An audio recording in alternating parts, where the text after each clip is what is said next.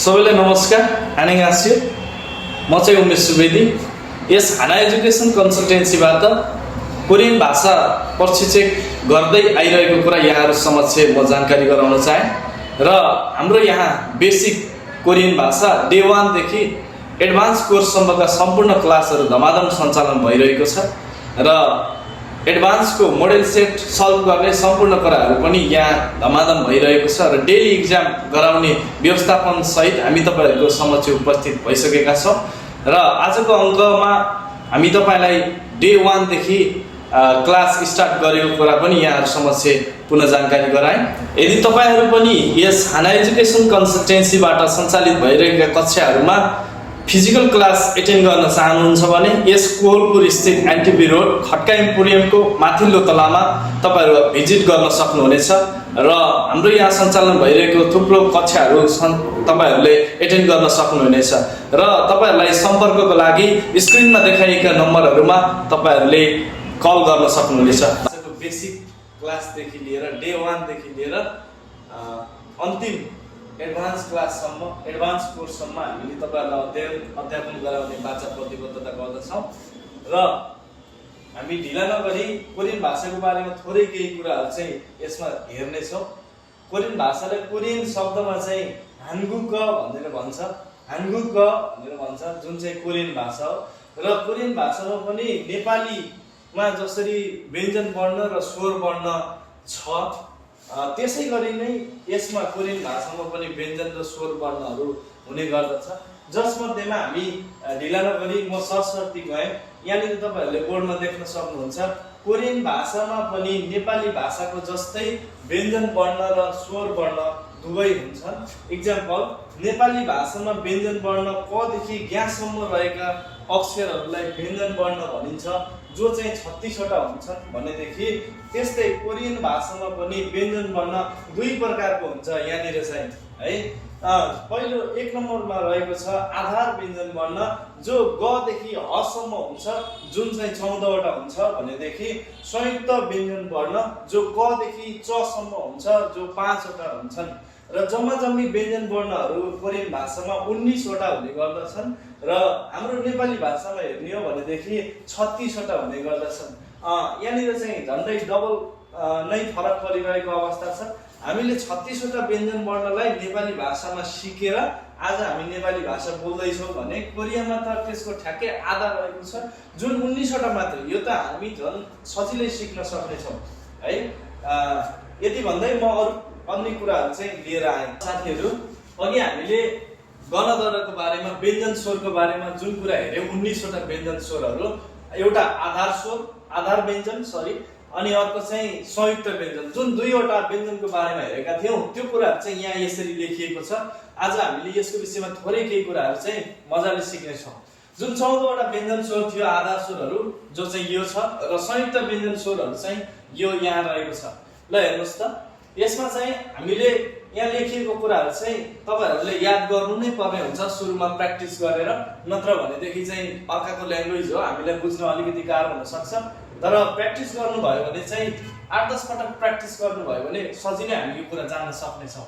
ल हेर्नुस्, यहाँनिर चाहिँ यो फर्स्टमा लेखिएको लेटर चाहिँ ग, जसले ग, ख र क तीनवटै कुरा चाहिँ अर्थ दिन्छ र यहाँनिर सेकेन्ड लेटर चाहिँ न, यो चाहिँ द, जसले तीनवटा अर्थ चाहिँ दिइरहेको छ, द, थ र त। यसलाई हामीले हेर्ने छौं कसरी यसको लेखाइ लेख्ने र यसलाई कसरी याद गर्ने म तपाईहरुलाई बताउने नै छु। त सुरुमा चाहिँ मैले यो कुरा बताउँदै छु। र, अनि जसले र र ल अर्थ दिन्छ है। त्यसपछि म, यो चाहिँ सिंगल म भइहाल्यो। यो ब, यो स, जसको डबल स र स छ, यो ब को ब र फ छ, यसले दुईवटा अर्थ दिने भयो। यसले अ, जसले अ र अ को दुईवटा अर्थ दिन्छ। ज, ज छ त तीनवटा अर्थ दिने भयो। छ सिंगल छ है, ओरिजिनल छ हो। ख, ख भइहाल्यो। थ, थ भइहाल्यो। यो फ, फ भइहाल्यो। ह, ह भयो। यसरी यो 14 वटा आधार व्यञ्जनहरु जब हामीले जान्छौं, त्यसपश्चात हामी संयुक्त व्यञ्जनमा थोरै हेर्ने छौं। संयुक्त व्यञ्जनमा पनि खासै गाह्रो कुरो केही छैन। यहाँनिर रहेको ग लाई चाहिँ यहाँनिर डबल लेखिएको छ, डबल ग लेखिएको छ। र अर्को कुरा, यहाँनिर यो ग ले क पनि अर्थ दिन्छ भनेर यतापट्टि लेखेका छौं।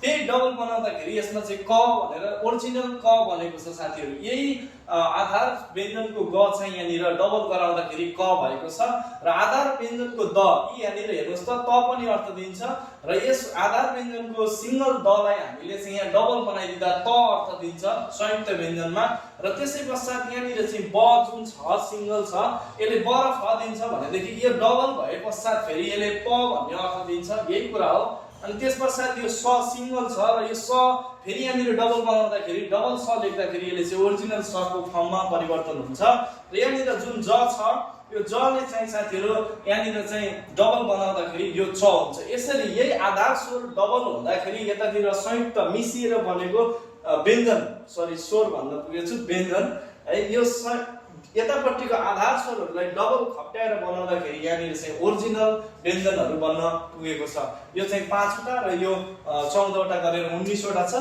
ल हेरौँ यसलाई कसरी लेख्छ त थोरै केही कुराहरू चाहिँ हामी यहाँनिर हेरौँ यो ग लेख्दाखेरि तपाईहरुले सिधा यसरी अहिले भने तपाईहरुले यसलाई जस्ट पिक्चर जस्तो बनाएर धर्का तान्न चाहिँ सिक्नुस् र यो भनेको यस्तो खालको धर्का तानेको चीज चाहिँ अक्षर चाहिँ के हो कोरियन भाषामा ग ख र क नै तीनवटा कुरा चाहिँ हो भनेर चाहिँ बुझिराख्ने है त्यसपश्चात यहीलाई हामीले चाहिँ उल्टोमुखी पार्यौं अथवा पहिला सिधा यताबाट धर्का तानेर यसो गर्यो भने चाहिँ यो चाहिँ न भयो है अनि यो तलपट्टि द थ र त चाहिँ सिधा धर्का तान्छौं त्यसको पश्चात यताबाट थोरै धर्का तान्छौं त्यसपश्चात यसरी धर्का तान्दियौ भनेदेखि यो चाहिँ द थ त भयो यो खालको आवृत्ति चाहिँ तपाईको द थ र त हो यही कुरालाई चाहिँ ख्याल गर्ने सकिन्छ कसै गाह्रो छैन अब नियम अनुसार एरोहरू लगाएर गयो भने हामीलाई धेरै लामो पनि हुन सक्छ भिडियो र गाह्रो पनि हुन्छ त्यसरी हामी जानु जरुरी भएन अहिलेदेखि है र अब यही कुरालाई हामीले यसरी 4 वटा के भन्छ चतुर्भुज जस्तो बनाइदियौ भनेदेखि हेर्नुस् त यो चाहिँ म बन्न पुग्यो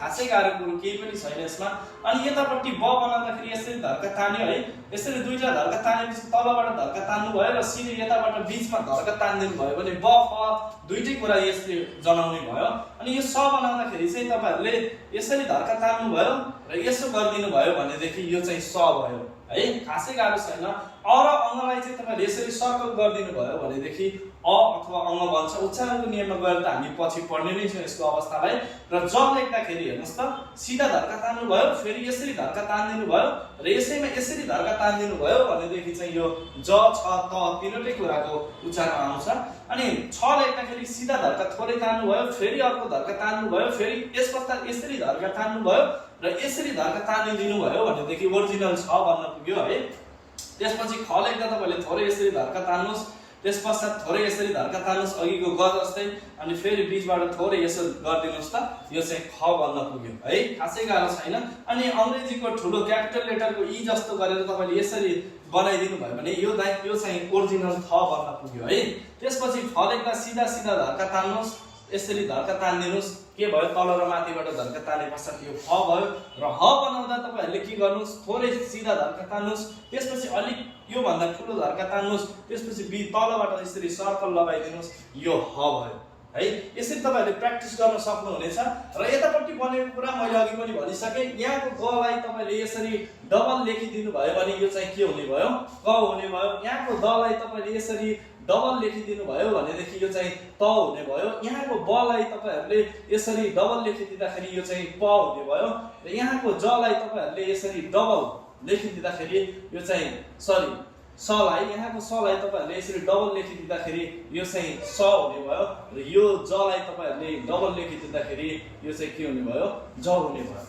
सरी च हुने भयो है अब म तपाईहरुलाई यसलाई कसरी याद गर्ने भन्ने कुरा थोरै सिकाउनु मन पर्यो यहाँनिर चाहिँ हामीले यसरी पढ्न पनि सक्छौं ग न द र 4 वटा स्टेपमा पढ्न सक्छौं म ब स अ ज छ ख थ फ ह भनेर यसरी यो 4 वटा स्टेपमा पनि याद गर्न सक्नुहुन्छ अब थुप्रै सरहरूले विभिन्न खालको तरिकाहरु पनि दिइराख्नु भएको हुन्छ र कसैलाई कुन तरिका मन पर्छ कसैलाई कुन तरिका मन पर्छ र कसैले आफ्नै तरिकाबाट पनि पढ्ने बानी बसेको हुन सक्छ त्यसको लागि मैले तपाईहरुलाई केही कुरा थोरै बताए र यसलाई चाहिँ तपाईहरुले आफ्नै तरिकाले पढ्न सक्नुहुने भयो जसरी फर्स्ट स्टेप ग न द र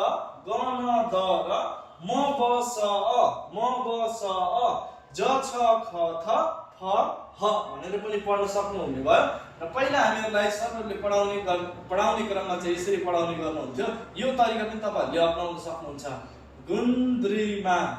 गुन्द्रीमा बस आज छ ख थ फ ह ख थ फ ह। तपाईले यो तरिकाले पनि पढ्न सक्नुहुन्छ। गुन्द्री भन्नाले ग, न आधा नले चाहिँ नलाई दियो र दले केलाई दियो साथीहरु, यो खालको दलाई र रीले एक खालको रलाई प्रतिनिधित्व गर्यो, माले चाहिँ मलाई प्रतिनिधित्व गर्यो, बले बलाई, सले सलाई, आज भनेको यो अले चाहिँ आज, आलाई अले प्रतिनिधित्व गर्यो, जलाई जले, छ ख थ फ ह। गुन्दरीमा बस्छ, आज छ ख थ फ ह।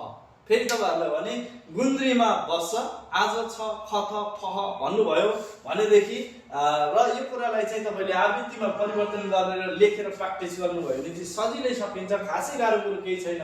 यसको लागि हेर्नुहुन्छ भनेदेखि कता पस्छ च, जस्तै कता पस्छ, कता पस्छ हैन।